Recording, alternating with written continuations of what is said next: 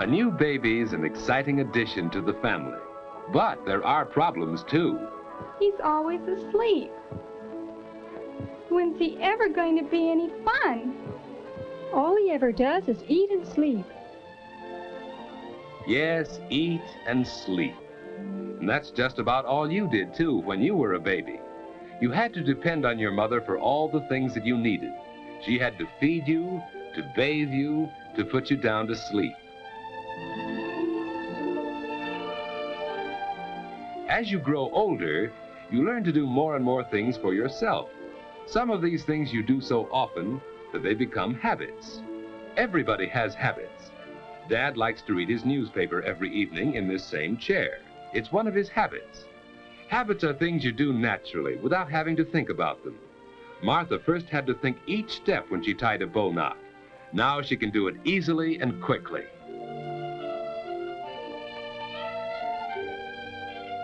Regular habits make daily living much easier since they help us do things without having to think about them. Some of the habits you learn now may stay with you all your life. All right, children. It's time to get ready for bed. I'm almost through with this chapter, Mother. It's time for bed, Susie. You go right to sleep now. Getting ready for bed at a regular time is one of the most important habits you can learn.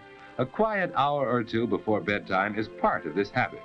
It makes you feel relaxed and sleepy, ready for bed.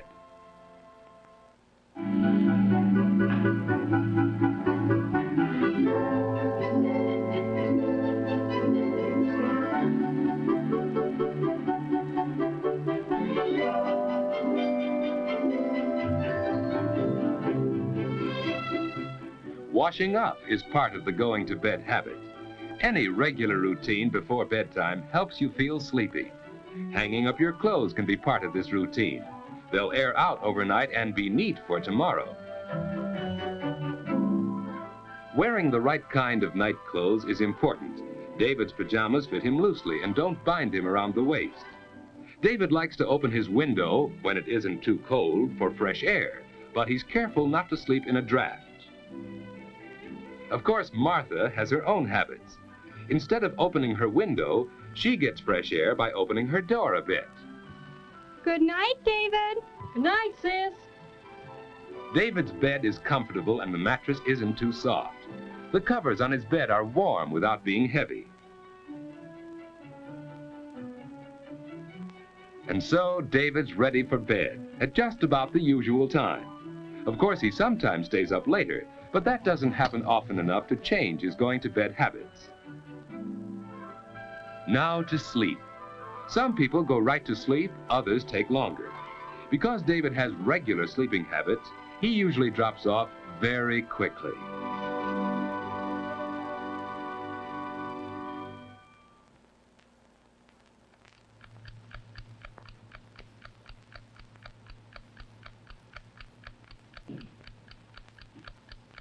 David has probably never stopped to think what a wonderful thing sleep is.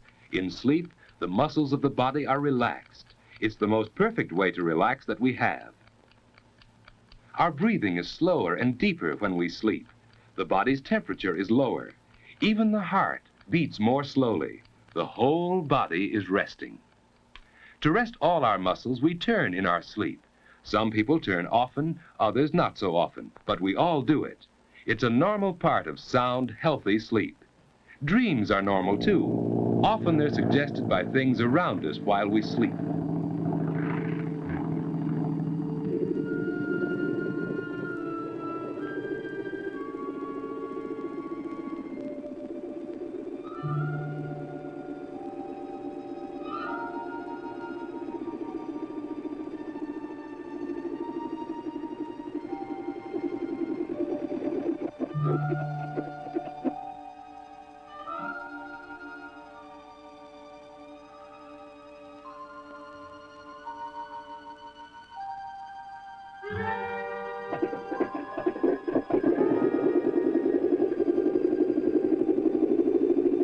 Dreams don't seem to make much sense, do they? That's because the brain is resting along with the body, so it's less alert when you sleep.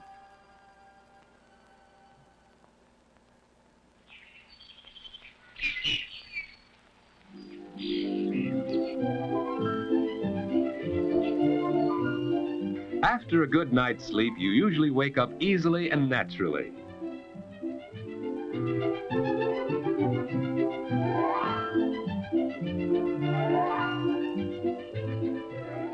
The alarm hasn't rung yet.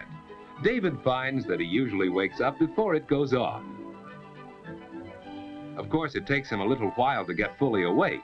You're never at your best until at least an hour or two afterwards. That's one reason why getting up early is so important.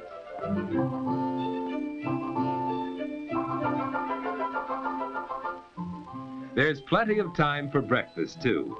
Breakfast is an important meal that shouldn't be missed. If you usually go to bed early enough, you usually wake up early, too. You can start the day in a pleasant, unhurried way. It's more fun for you that way, and more fun for the rest of the family, too. David and Martha enjoy their mornings, and that helps them enjoy the whole day.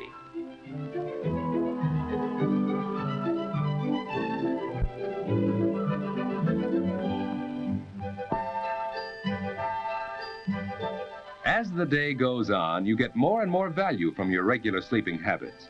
Plenty of sleep helps you to be bright and alert to the very end of the day.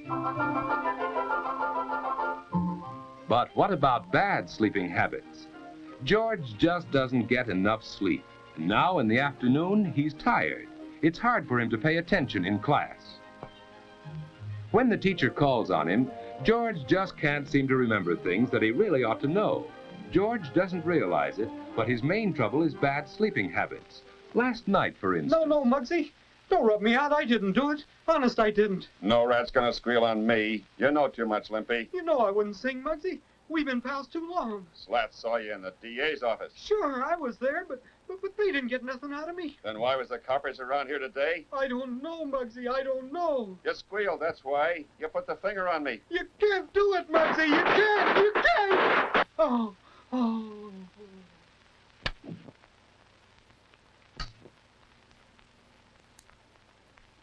Yes, George has bad sleeping habits. And even when he finally does get into bed, he finds it hard to go to sleep.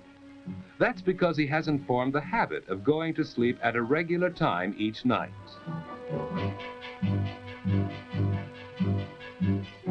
And it's just as hard for him to wake up in the morning. George!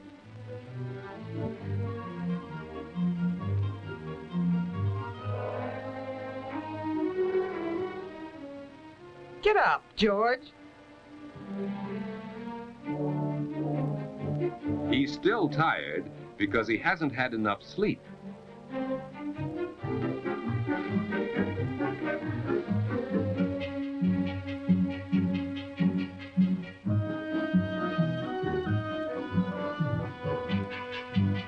Hey, Mom, where are my books? On the mantel, dear. George, close the door. The morning starts badly, and the whole day goes badly when you get too little sleep too often.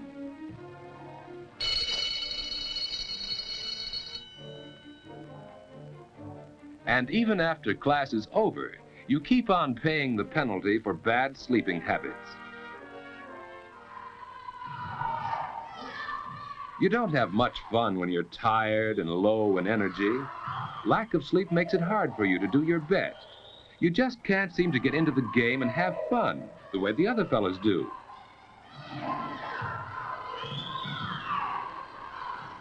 You're irritable and cross, hard to get along with. People don't like you, and you don't like yourself when you're like that. Probably neither David nor George realize how important their sleeping habits are to the way they enjoy their waking hours. Going to bed at a regular time each night makes it easier for you to go right off to sleep instead of lying awake long into the night. You wake up easily and naturally without having to be dragged out of bed. And most important, your day starts right and stays right. Both David and Martha have learned that good sleeping habits help you get the most out of everyday living.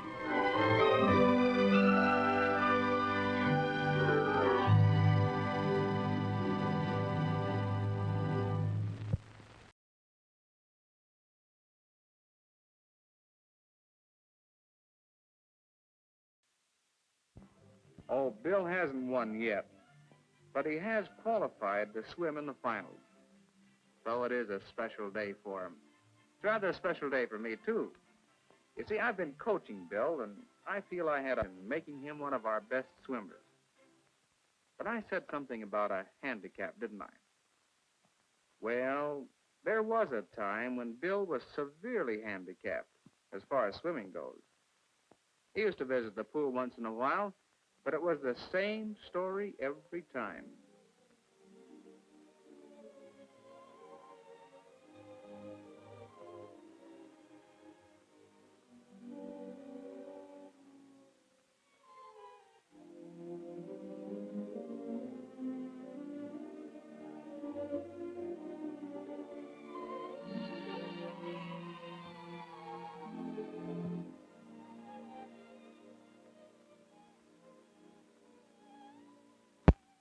He'd never learn that way.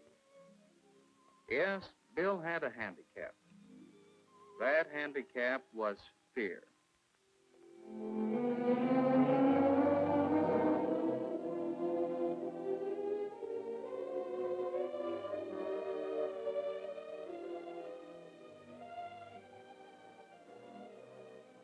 At first, Bill's friends used to ask him to join in the fun.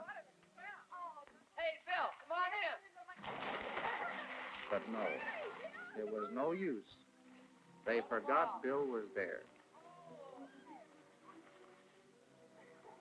But Bill couldn't forget himself. He kept thinking and worrying. Think I'm a coward, do they? Well, maybe I am. If only I weren't so afraid. I could learn to swim. I could have fun like that.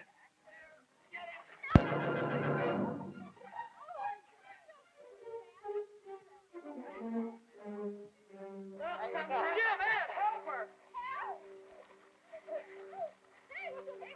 Bill.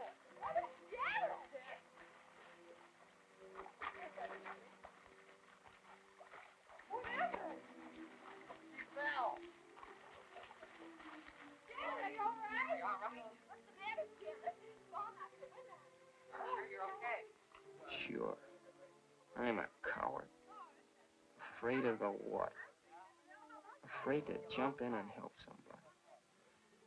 Well, they're not cowards. Ed or Jim. Or Janet either.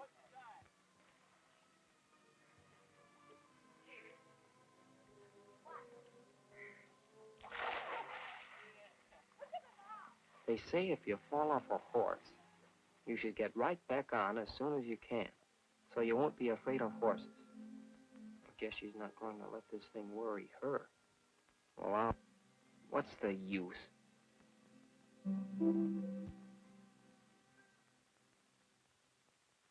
Just wasting my time trying to swim. Being afraid. Huh.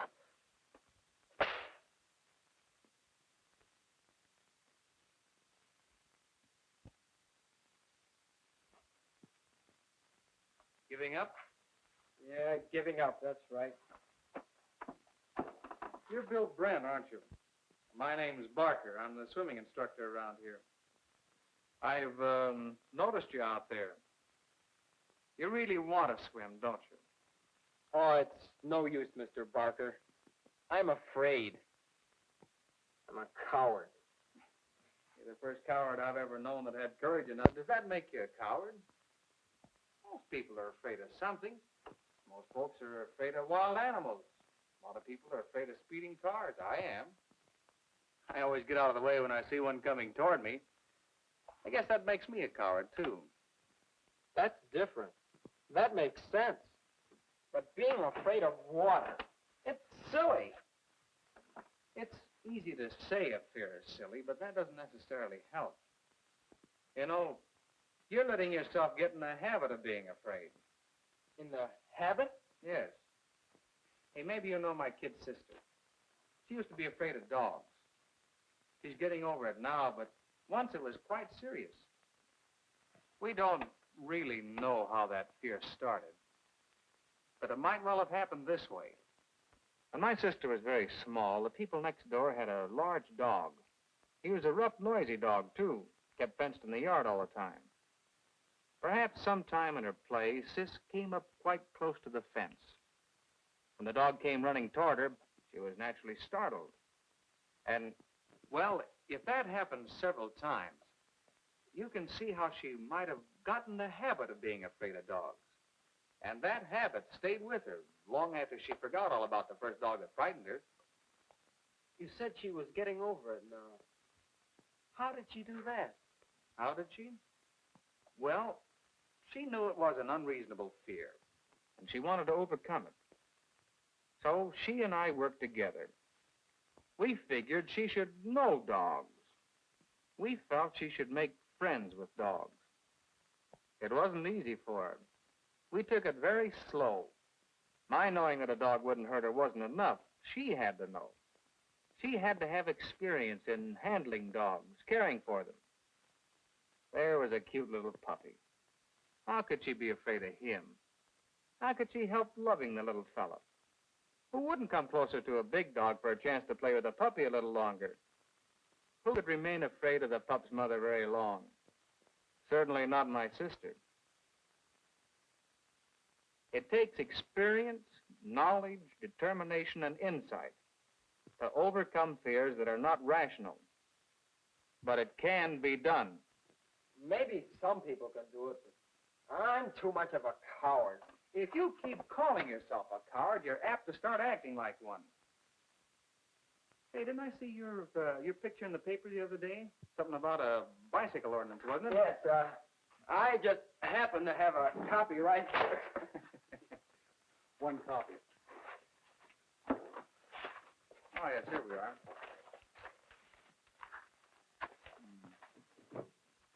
You deserve to be proud of yourself. Student defends bicycle ordinance. Paper doesn't give many details. Tell me about this. Well, you know about the new ordinance to keep bicycles off the sidewalks. Mm-hmm. It's really an important safety measure. But a lot of the kids didn't like it, and they held this protest meeting. Some of us thought it was a good ordinance, and I went to the meeting and said so. It seems to me, in the interest of safety, we ought to accept this rule. The least we can do is give it a fair trucking on the sidewalk. I like to feel safe, so I'm willing to ride my bike in the street. Good going, Bill. You told him. Do you agree with me? Sure. Oh, get up and say so. No. Go ahead. No. Come on.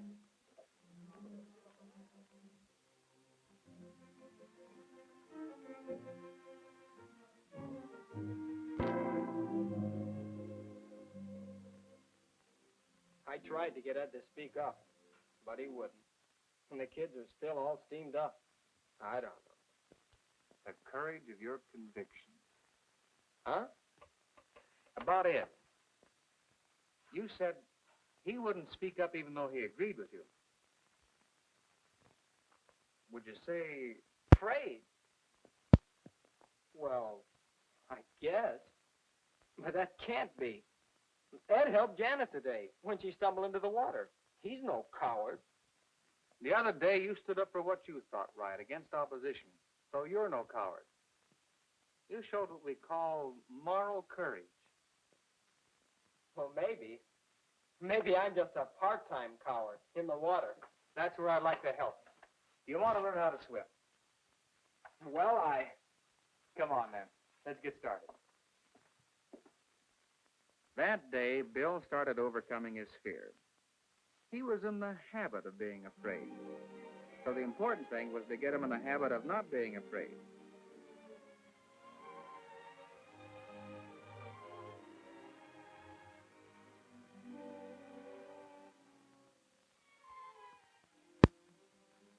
Bill learned gradually, over a period of several weeks, some of the skills he would need for swimming.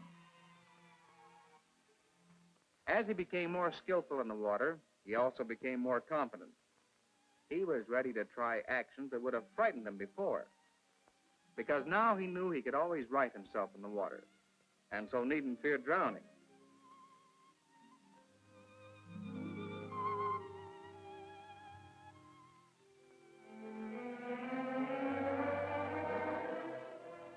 Then, as he learned more, Bill gradually eased into deeper water. If he could swim across the shallow end of the pool, he could swim across the deep end.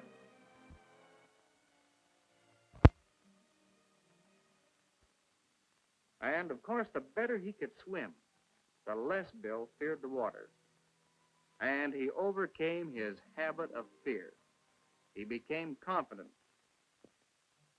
Whether or not he wins in the swimming meet, he has proved to himself and to others that he is not a coward.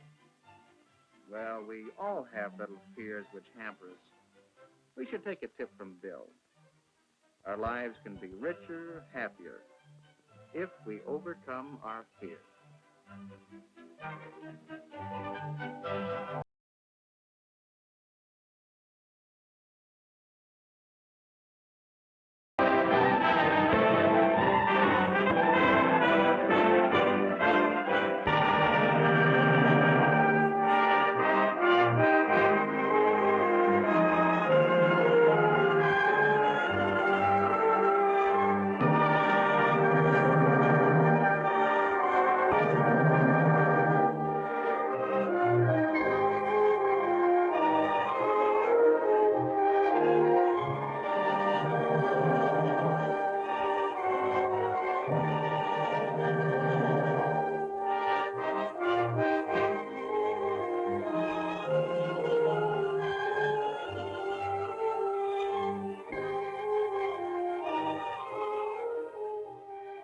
When you look up at the sky on a clear night, what do you see?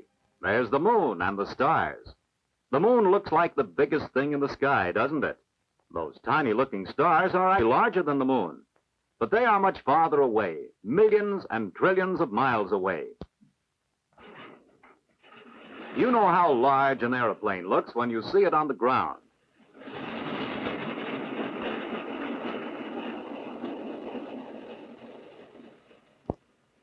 And how small it seems when it's far off in the air.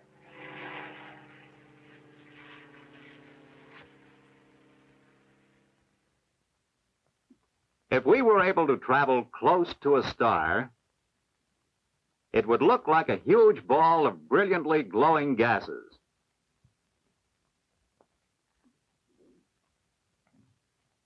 But since stars are so far away from the Earth, we on Earth get very little of their distant light and heat. That is, except for one star, which is so much closer to us than the others. This star is our sun. You may never have thought of the sun as being a star, but that's just what it is. In the daytime, when our side of the Earth faces the sun, its brilliant light outshines the other stars, which are so much farther away that they are invisible. At night, our side of the Earth is turned away from the sun. We can no longer see the sun's light, and the other stars then become visible. All of the stars, including our sun, give off their own light, but a few of those bright spots in the sky are not stars, and they shine only because they reflect the sun's light. They are called planets.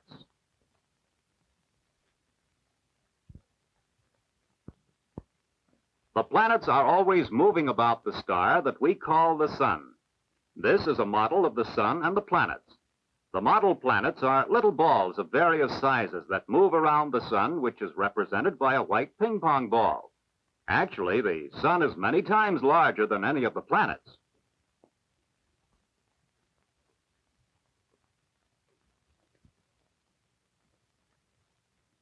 Our Earth is a planet, too, and travels about the sun just as the others do. The planets that move about the sun belong to the sun's family. Now, many stars have names, and the name given to our sun is Sol. And that's why we also speak of the sun's family as being Sol's system, or the solar system.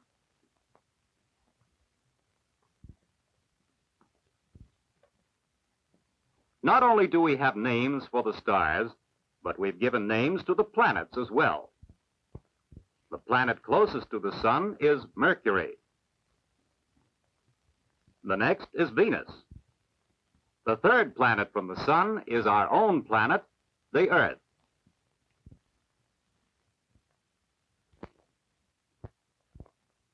Mars is the fourth planet. Now, these first four planets are pretty much the same in size, but the next planet is much larger. In fact, it is the largest of all the planets. This giant planet is called Jupiter. Then after Jupiter is the planet Saturn, which is just a little smaller. The seventh planet, Uranus, is about half as large as Saturn. The eighth planet is called Neptune.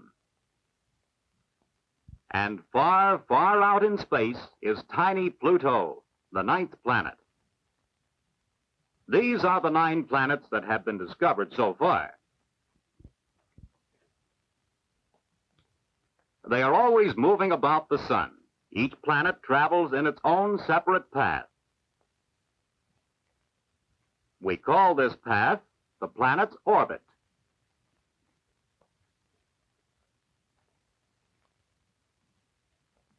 Do you notice that the planets that are closer to the sun move about it much more quickly than those farther away? It actually takes Mercury, the planet closest to the sun, only 88 days to go completely around it. That's about as long as your summer vacation. Our Earth goes about the sun once each year. And the planet farthest away from the sun, Pluto, naturally has the greatest distance to travel. It makes the trip around the sun in about 248 years. In this model, the planets look rather close to the sun, but actually they are millions and millions of miles away from the sun. If a rocket were to set out from the Earth, traveling through space at the rate of 1,000 miles per hour, it would take more than 10 years to reach the sun.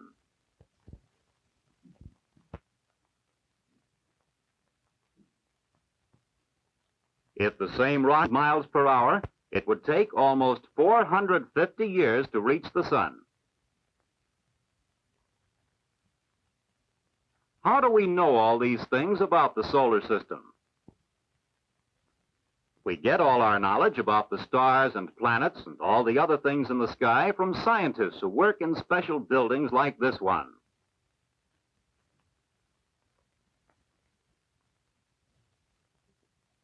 The scientists are called astronomers, and they look through powerful telescopes which make the bodies in the sky seem to be much closer.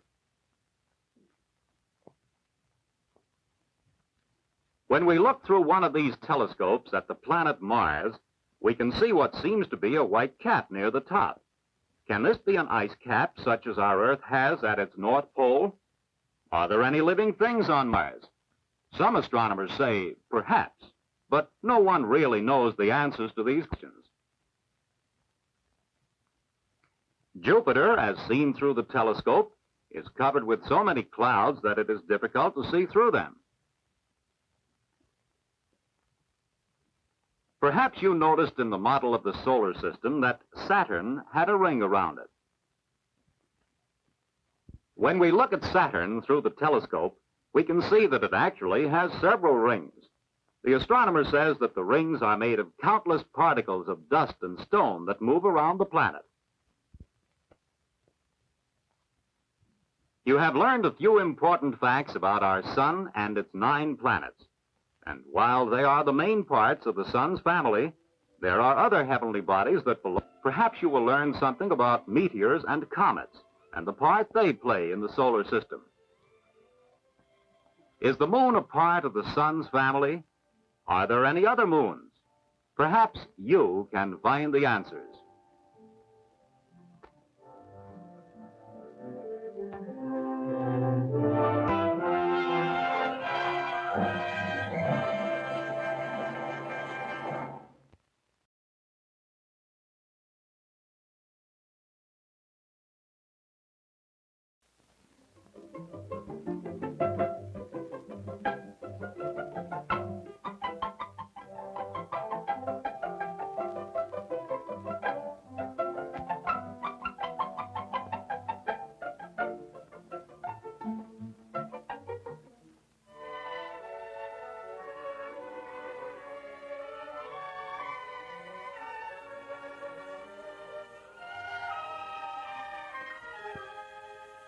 Joan and I spent our honeymoon in Europe. My mother's people were from Sweden, from a small fishing village near Båstad, where a picture asks to be taken in any direction you look.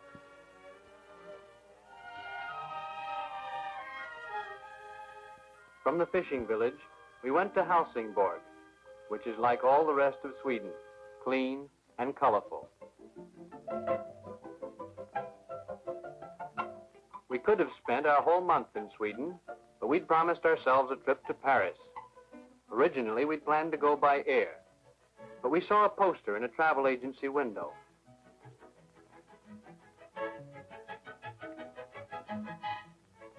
Say, this looks like an interesting way to go to Paris. What, this? But I thought we were going to go by plane. I know, but since we have enough time, we might as well try the coach. Linya bus? Sure, let's give it a whirl. Okay. This was to be a new and unusual experience in traveling. A stewardess. And look what they're loading into the luggage trailer.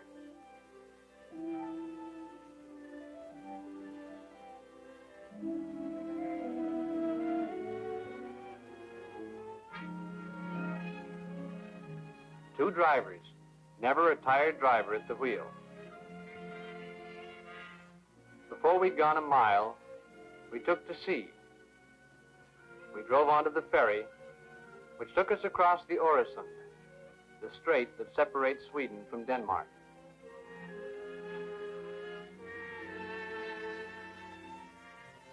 Along the fine Danish highways, we rolled toward Copenhagen.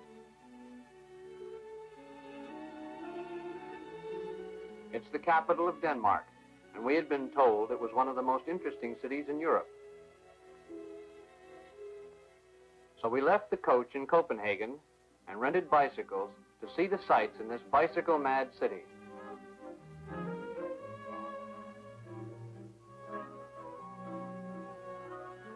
We saw Hambra, the old fish market, and Amalienborg Square with the royal palace.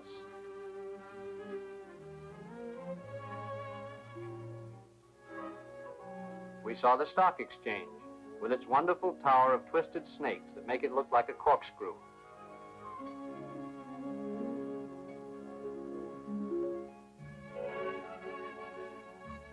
My pockets are always full of sugar because Joan likes to make friends with horses.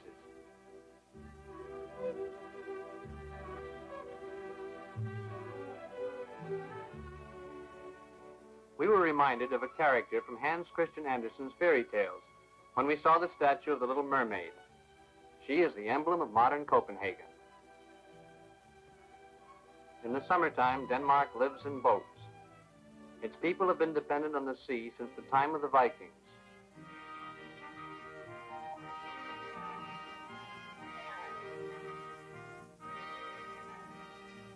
Back in Copenhagen, we again found ourselves in the usual traffic jam of bicycles. Everyone who visits Copenhagen should see Tivoli, the wonderful amusement park in the heart of the city.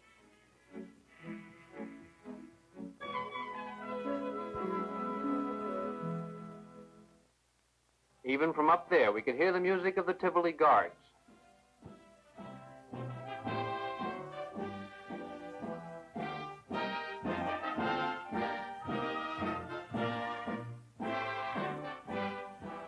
All grammar school boys, just youngsters.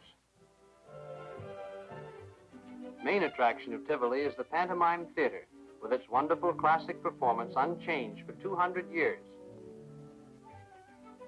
The clown is the symbol of Tivoli.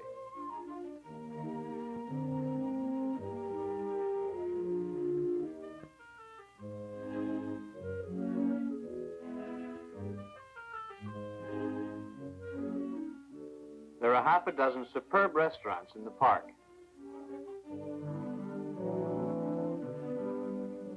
Night in Tivoli brings colored lights and fireworks, a 4th of July celebration every night.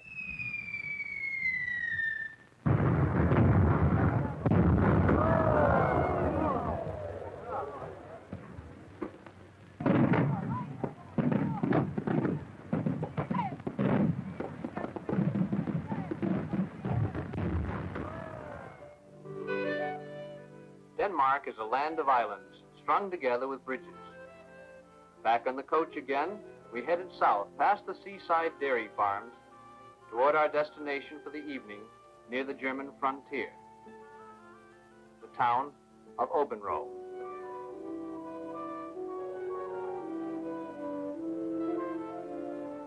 Next morning, we rolled into northern Germany through the medieval towns of Schleswig-Holstein, and then into war-ravaged Hamburg.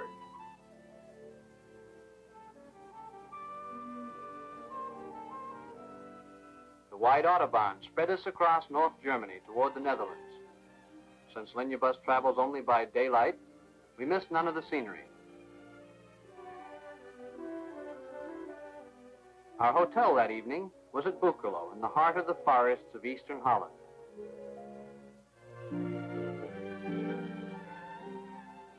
We weren't prepared to find surf bathing so far from the sea. The wave machine in the hotel pool makes breakers any size you want. We ordered ours large.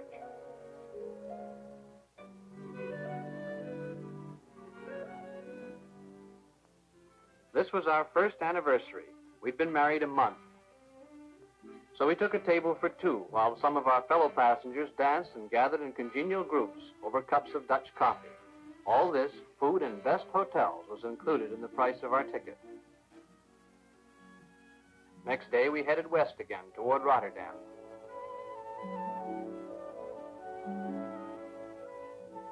For refreshments, all we had to do was buzz the hostess, so we enjoyed cold drinks from the coach's own refrigerator while we rolled through the polderland, the rich pastures reclaimed from the sea by the industrious people of Holland.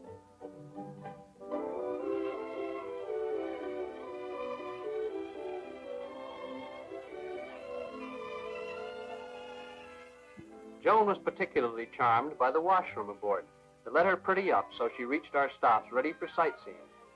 We had arranged to take another stopover at Rotterdam. Not far from Rotterdam is Kinderdijk, where we found dozens of windmills built long ago to pump the farmlands dry. Also nearby is the lovely old town of Delft, a snapshotter's paradise.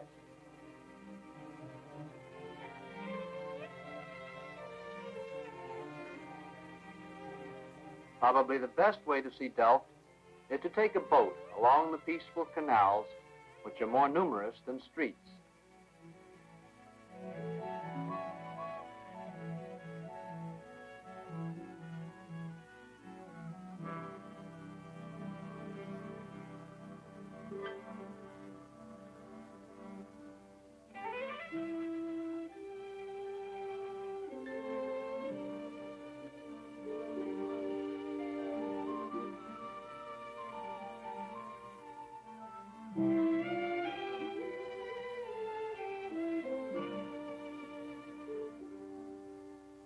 The landmark of Delft is the old church, started in the 13th century.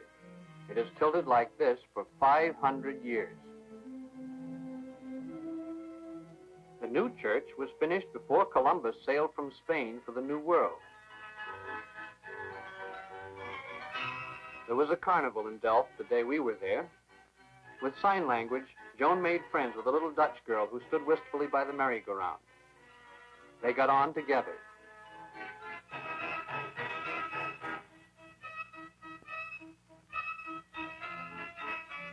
It was hard to say who had the most fun.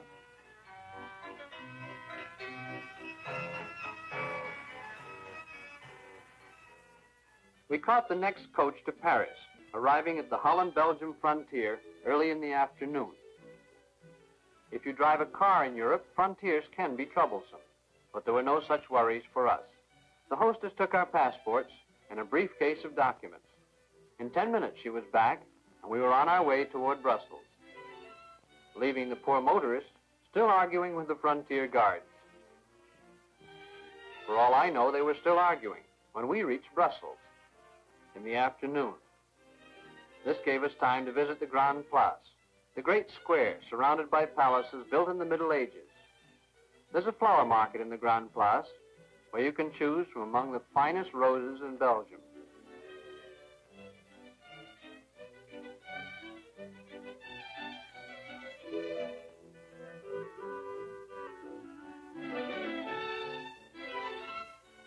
Brussels is also famous for lace.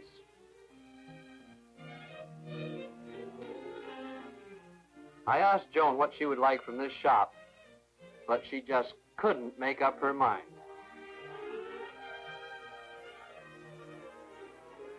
So I planned a surprise.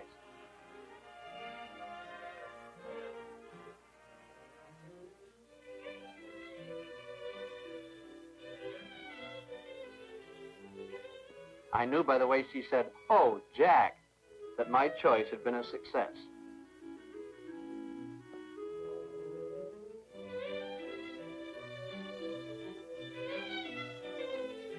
From Brussels, we went south, across Belgium, and then across the broad fields of northern France.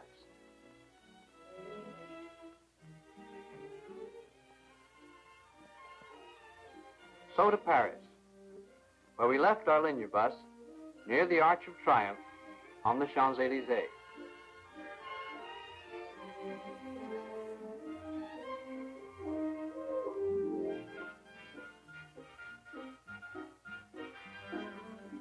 Paris, Place Concorde, the Opera, Place Vendôme, names familiar to everyone who has ever heard of the Queen of Cities.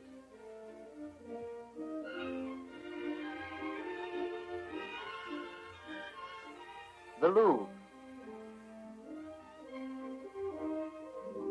Notre Dame,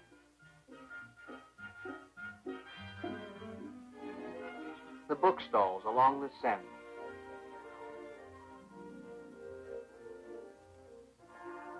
Paris, our city of dreams, thrilling stop on a road of romance.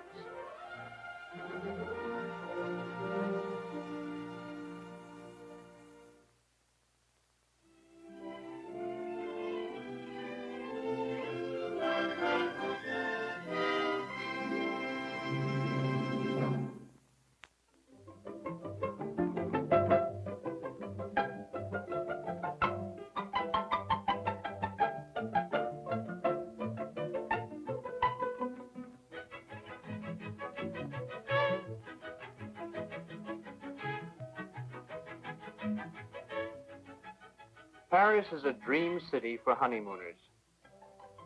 We'd been there for 2 weeks, seeing the sights and sitting at sidewalk cafes. But our time was limited, and we wanted to see Rome, too. We saw an ad in the Paris edition of the Herald Tribune. We'd heard about Lignibus from some friends, that it was a wonderful service and just about the most pleasant way possible to see the country. Still, we thought we ought to see the coach for ourselves. So Joan and I went to the terminal, where a hostess greeted us and showed us her modern coach.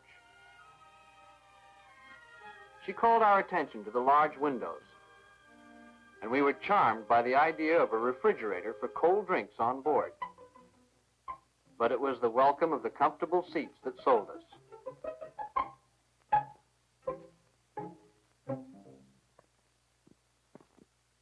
A few days later, we were on our way to Rome, watching the panorama of the French countryside as it unrolled past our picture window.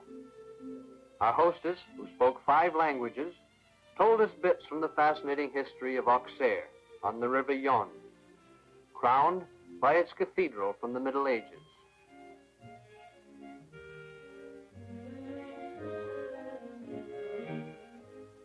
The Old Mill Inn at Vermonton, with its outdoor restaurant, is known as one of the finest eating places on the road from Paris to Geneva.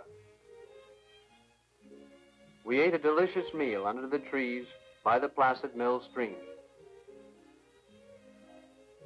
After lunch, our route followed the Canal of Burgundy and then up the foothills of the Jura Mountains. Late in the afternoon, we arrived at Champagnol, where our lodging for the night was the delightful Hotel Ripoteau. There was time for tennis on the hotel courts, Neither of us is very good at it, but we had fun anyway.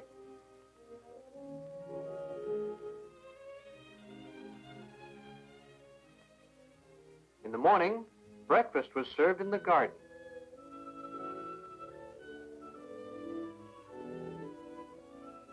Then the coach started its climb up through the high pastures and quaint mountain villages of the Juras.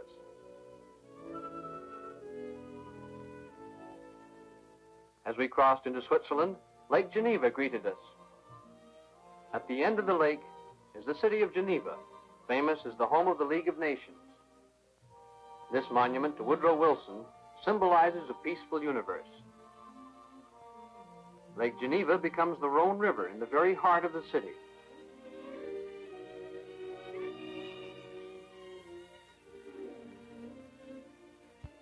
Geneva is most famous for watches. There are dozens of shops, and beautiful Swiss watches cost less than half their price at home. Our tickets allowed us the choice of coach or boat passage to Montreux.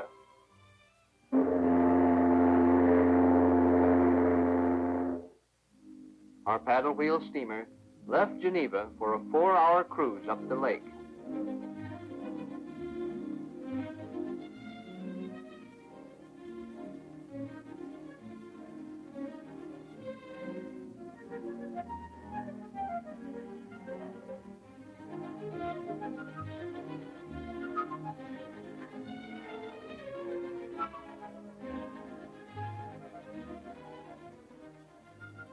We glided past ancient forts and medieval towns.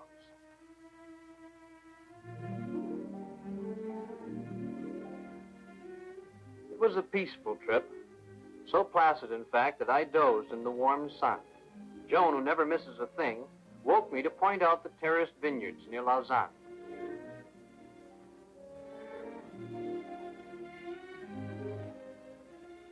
Be sure to take plenty of film when you make this trip. Like everyone else, we used twice as much as we'd planned. And why not? The scenery on this part of the trip is among the most spectacular we've ever seen.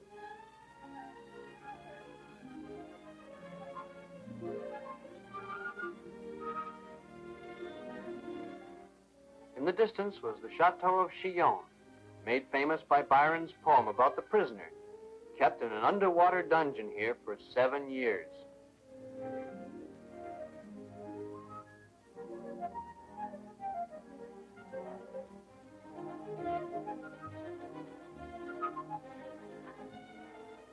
At Montreux, we left the boat.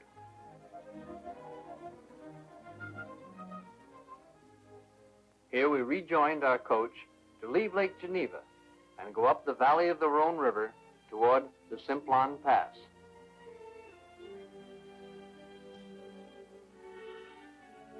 We climbed first through alpine villages and then through the tilted fields, which as you get higher are called Alps. The mountains of Switzerland get their names from these high pastures. Especially on this part of the trip, we were glad that we had competent, experienced drivers. We focused our attention on the scenery while they concentrated on the road. After rising 4,000 feet in 14 miles, we reached the summit of the pass, where we stopped for scenery and afternoon tea.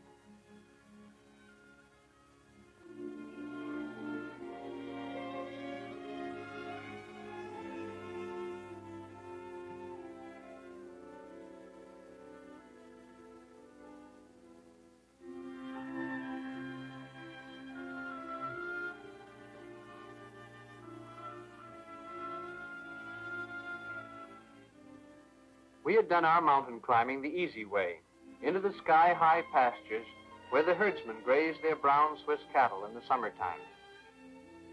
As we went south, we went down. The arrangements to cross the Italian frontier, handled as usual by the hostess, took only a few minutes, so we arrived at the Hotel Milano in Stresa soon after leaving the pass.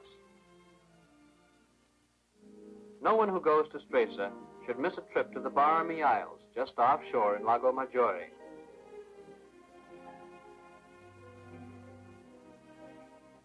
the hostess suggested that we would find the island of the fishermen, Isola Pescatori, the loveliest of these enchanted islands.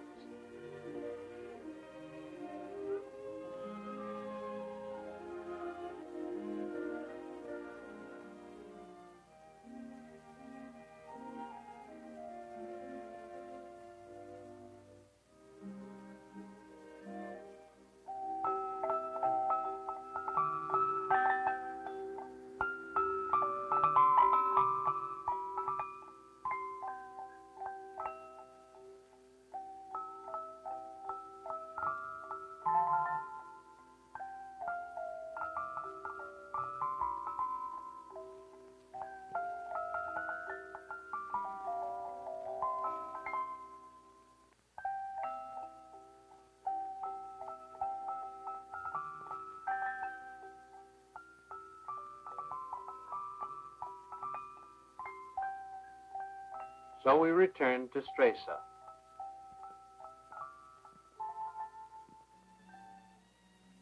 After traveling through the villages on the shore of Lake Maggiore, we sped along the Autostrade, the express highway leading to Milan. In the Cathedral Square, the Piazza del Duomo, we stopped for sightseeing and then lunch.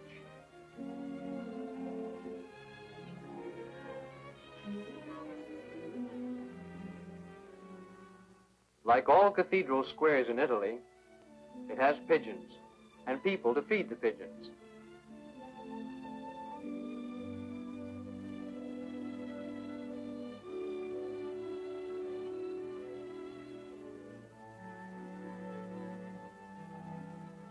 We remember Milan for its soaring spires, and also as the place where you buy postcards by the yard.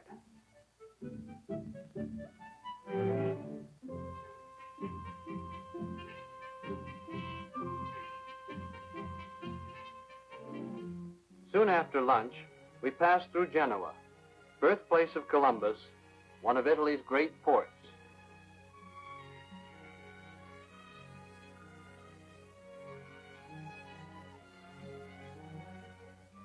And then along the cliffside highway above the resorts of the Italian Riviera. In many places, the road becomes an avenue of flowers as it winds down to sea level to glamorous Rapallo.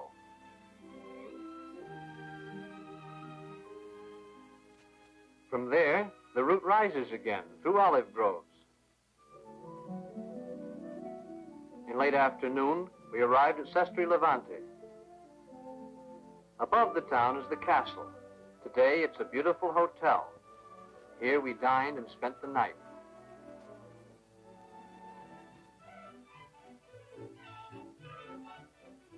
Early next morning, we took a swim from the hotel beach.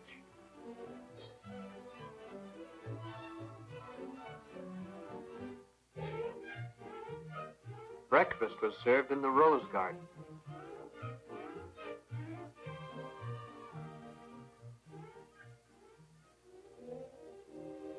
The road south wanders through the coastal mountains and past hilltop villages.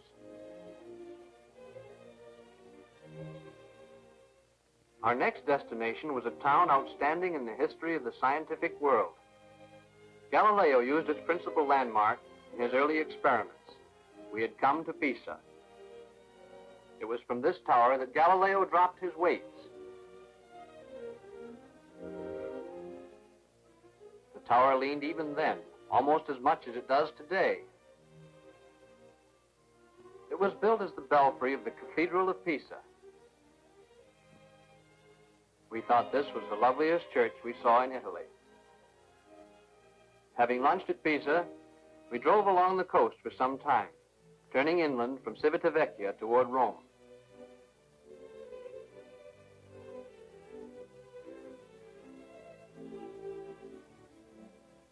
We passed the ruins of one of the great aqueducts that once served the Eternal City.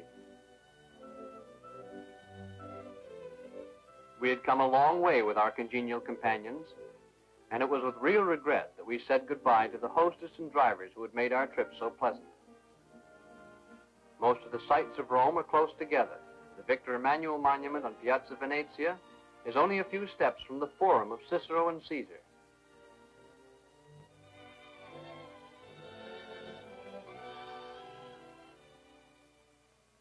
It's only a few minutes' walk from the Forum to the Colosseum, the huge oval stadium in which gladiators fought and martyrs were thrown to the lions.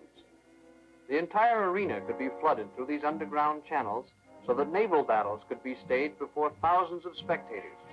We got an impression of the huge size of the Colosseum when we noticed a man moving in the distance, dwarfed by his surroundings.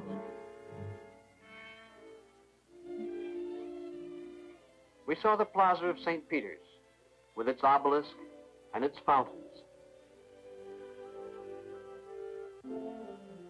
There are many beautiful fountains in Rome.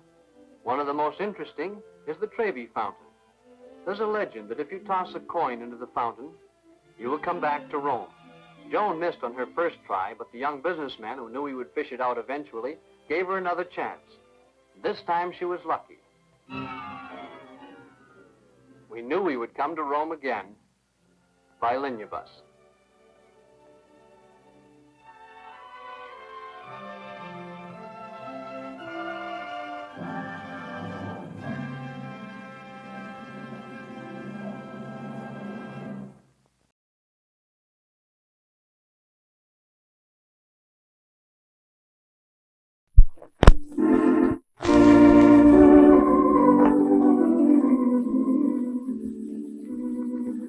This is your community, the place you have chosen to live, to work, to gain the better things in life you want your family to have. This is the Sacramento area where your children will grow up and play and go to school. This is where you plan to grow and develop together. A typical family fulfilling its dreams. Your community is growing, making progress. People are busy, working, earning, and moving ahead. New highways, bigger business buildings, new industrial plants, and in every direction, new subdivisions, more and more new homes to serve the ever-increasing population, and to bring the pride of ownership to many. But to some, to this boy, the future is not bright. He's just arrived at the Children's Receiving Home, the place where little boys and girls are taken by the police when sudden violence, accident, or police action takes away parental care. This becomes a way station to a temporary home. Sudden death, severe illness, child neglect, arrest for criminal offenses, commitment to prison, desertion. These are some of the cold, hard reasons for children being in the children's homes of our community. For some of them, there is hope of restoring the normal family life from which they came.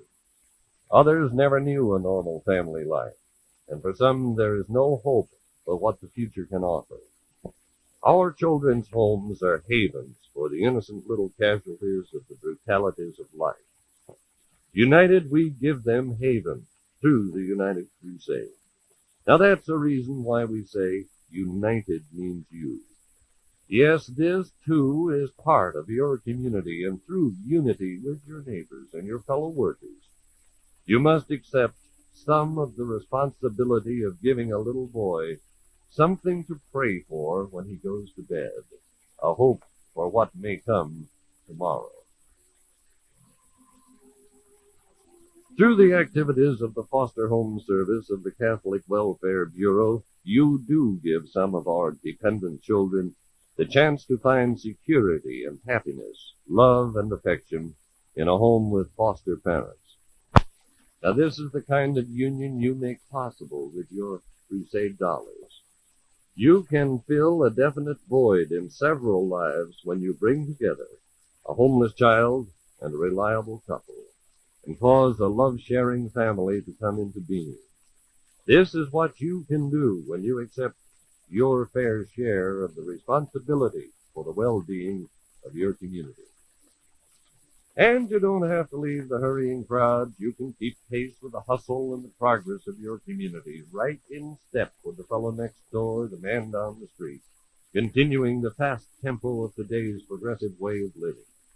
You can go about your job and your shopping and your pleasure and know that your crusade dollars are lending a helping hand for you. And even children with parents, your own children, the children of your friends, and the youngsters on your block and in your neighborhood, need the kind of guidance and training that can come from worthwhile youth activities of our community. Young people need something to do, a release for energy. And by channeling this energy into controlled youth organizations, you help to make our better citizens for tomorrow, the men and the women who will carry on the tradition of the American way. This you do when you unite your contribution with others who support the United Crusade. Through your united efforts, you also sponsor such worthwhile activities as the teaching of water safety and first aid by the Red Cross. We're all aware of the staggering toll of lives taken by water each year. One way to fight this unnecessary loss of life is to combat the problem with knowledge and understanding and respect for water and the training that is needed to learn self-protection, confidence, release from fear, and then learning to swim well under all conditions. And then, after being equipped to meet the first rule of nature, self-preservation, acquiring the ability and the knowledge to help others, the techniques of life-saving. All this your young people can learn here in your community through your contributions to the United Crusade.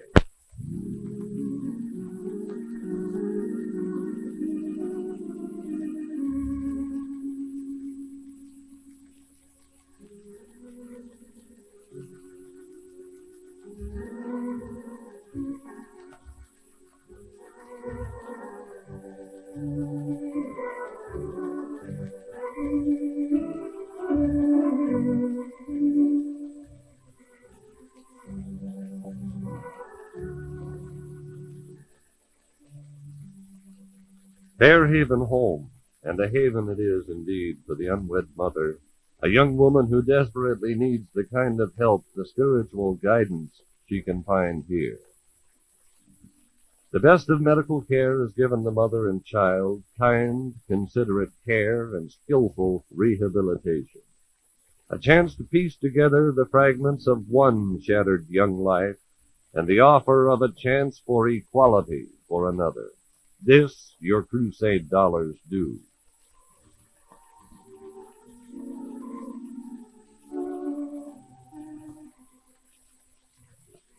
When you're busy at your job, when you're wrapped up in your own dreams and the hopes of the future, it's kind of hard to remember the more unfortunate of your community. As you go on building, improving, looking to tomorrow, it's easy to forget that others need your help and need it in many ways. And as you concentrate on your job, whatever it may be, you often forget that trouble doesn't always come to the other fellow. It could happen to you in many unpredictable ways. Fire can suddenly disrupt all your plans, wipe out all the gains you've made, and suddenly reduce your family to a situation of acute need for immediate help. And this kind of help is one of the many, many services offered by the local chapter of the American Red Cross. Because of your contribution to the United Crusade, the Sacramento chapter of the American Red Cross is able to be properly equipped and trained to step in with a helping hand when the family needs it most. In normal times and times of disaster, your Red Cross is ready to serve you in a multitude of ways. And this is another way you help through your United Crusade. Your dollars are your personal representatives in times of need.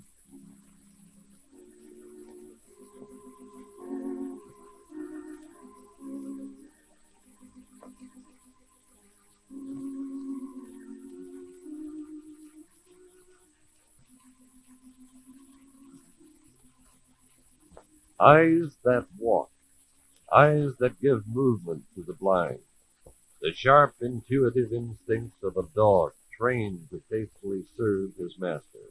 These are guide dogs for the blind. The patience, care, and time required to produce this team of man and animal is made possible by crusade dollars. Such a combination isn't easy to develop. It takes a lot of training, many hours of work for both man and dog, to make possible the remarkable demonstration you see here. Close your eyes a moment and think about the training you'd need to be a farmer without eyes. And your dollars help, too, for people without hearing who are lame and ill and without hope. Your contribution can work for you in many ways. And as you go about your daily routine, you can be secure in the knowledge that you don't have to give up any of your time personally to caring for the unfortunates in your community. There are experts as skilled in their work as you are in yours, ready to act as your representatives through the use of your crusade dollars. A small portion of your time on the job can be converted into dollars, which are donated for this purpose. You don't have to lose time or know intimately the needs for your help. A little of your time in dollars will meet your fair share. You can concentrate on the many amazing machines that lighten the workload of man. And this is another kind of machine. It's a cardiograph, a machine that analyzes the beat of the human heart and helps doctors to accurately diagnose the condition of the patient. Your dollars helped develop this machine and are continuing to make possible the research necessary to combat heart disease and cancer, the nation's two most ruthless killers. There's another problem among us, the aged and the infirm, many who need the services of a skilled nurse but who can't afford the cost of a private nurse. Words can't describe what visits like this mean to the aged and the bedridden in your community. It's another service you provide.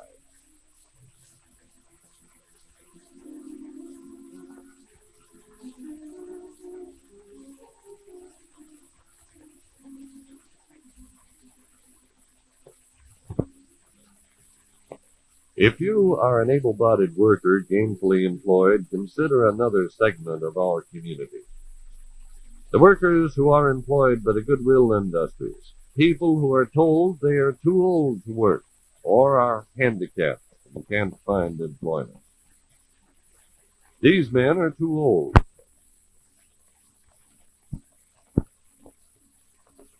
This man is handicapped. He's a deaf mute. But he is completely capable of operating the laundry machine purchased with crusade funds that washes the clothes donated to Goodbusters. Donated furniture and clothing is repaired and sold at a slight profit to make this agency almost entirely self-supporting through the efforts of the aged and the handicapped who can't find a place in today's industry.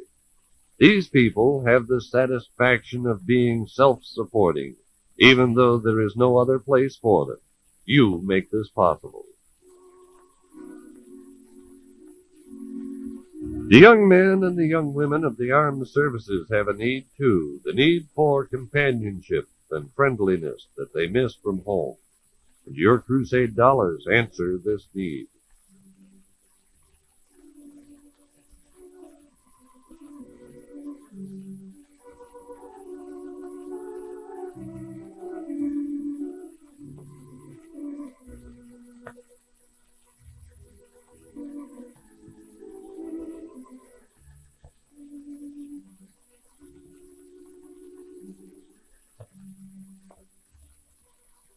This is something of what your United Crusade means, a review of some of the agencies serving this community. Now, when the volunteers call on you, be ready to give some of your time translated into dollars to help the many needs of your community.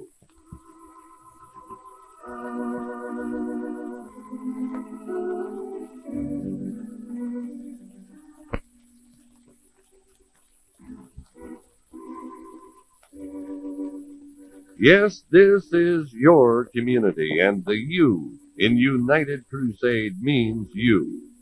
And this is what you can do through the United Crusade. Remember, United means you.